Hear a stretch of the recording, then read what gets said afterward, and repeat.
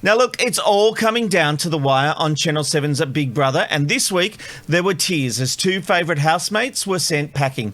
But in a surprise twist, Tilly and Ari were saved from eviction, but only one would be allowed back into the house, with the game of luck deciding their fate. Both took turns to pick a box, with the person who found the red gem eliminated from the game, which ultimately turned out to be Tilly. But she's out of the house, but she's here on the Ange, Rob and Robbo show. Tilly, welcome. Thanks for having me, Rob. Look, it's a real pleasure to have you. You were one of my favourite contestants in the house. But I've got to ask you, are you okay? Because when you were evicted the first time, you were genuinely hurt and in tears. You know what? Thank you actually for asking me that. Nobody actually has asked me if I'm okay or not. Really? Yeah, no, nobody's asked me that. No, like it's hurt, you know. I was 20 years old. This was a bit of it's not young, but this was a shock to my system, you know. I've never been betrayed by someone. I've never felt that feeling before. It just felt like heartache, and I just felt like I really deserved this. And honestly, obviously, it was filmed months ago, so it took me so long to get over, longer than you would ever expect. It was just heartbreaking. Can I ask you a question? When the episode was about to go to air last night, because you went back into the Hall of Mirrors and lost then in that game of luck, were you concerned about facing the public and doing interviews? No, I wasn't. I wish I could obviously tell my truth, but in order to do that, I would have to throw other housemates under the bus. But, you know, I'm not worried about facing the public and telling the truth, because the truth is I was who I was on the show, and I am that person, and there's nothing fake about that. Like, you can see, like, obviously I'm a bit quieter now, like, I'm a bit sad about it all, like, I'm just not exactly the same bubbly person. But no, I really just wanted the public to see that, and I just felt so free once it was out there. Well, that's a real positive, but I genuinely was concerned about you because it seemed to mean so much to you.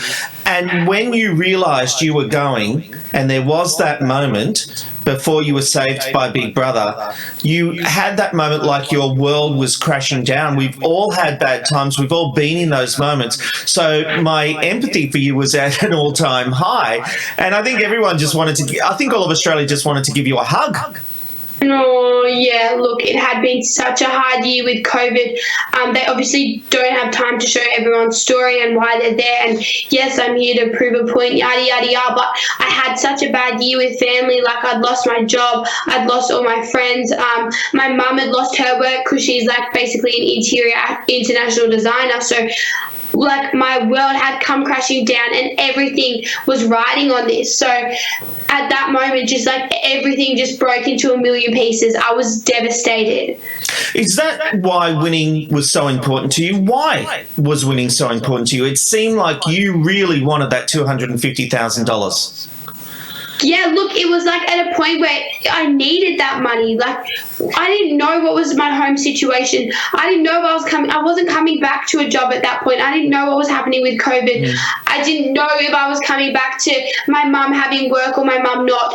And it's just, I needed it. And beyond that, I experienced what it's like to go through a hard, rough time, and I was like, I just want to do this for the people that have those hard times, and I want to be that person that inspires them and shows that, like, somebody like me can do this. Like, I just felt like I was letting down other people, not just myself. Well, you didn't let anyone down, Tilly. That's a fact. Oh, thank you. No, you didn't. You did an amazing job. You were a challenge beast. You were such a good contestant to watch in the house, one of my all-time favourites. I have to say, though, as a viewer, I really didn't realise how close you and Danny were, so much so that he was willing to sacrifice himself for you. That just wasn't on my radar. I knew that you two had been aligned at certain points throughout the game, but there really did seem to be a big connection there. Nobody saw it, and this is what I am constantly being asked, because everyone's like, that just came out of nowhere. But yeah, actually, we were genuinely best friends, and I completely had his back through everything. Think of all the Katie and the Jess situation. Every time he was put up, I always saved him, and he just felt like he owed that to me, and I see myself in him and he saw himself in me. We were similar people and we balanced each other out. So yeah, I wish you guys saw more of our friendship, because it just looks weird. It looks like, oh, just this random guy's trying to save this little 20-year-old, and it looks random, but no, we were very good friends. Are you happy with your Big Brother experience? Look, I am disappointed, and it is hard, and just going through the past, it's been hard, and I am as happy as I can be with the outcome, knowing who's in the top 3 and stuff. It's hard because this game, obviously, I'm happy with some people, but the game is the good people don't always get to the end, right? Yep. The point is to take out the people that deserve it. And that's the hard thing about this game. That sounds like there are 7 people left in the game at the moment that would assume that you don't think everyone in that top 7 who become the top 3 don't deserve to be there. Yeah.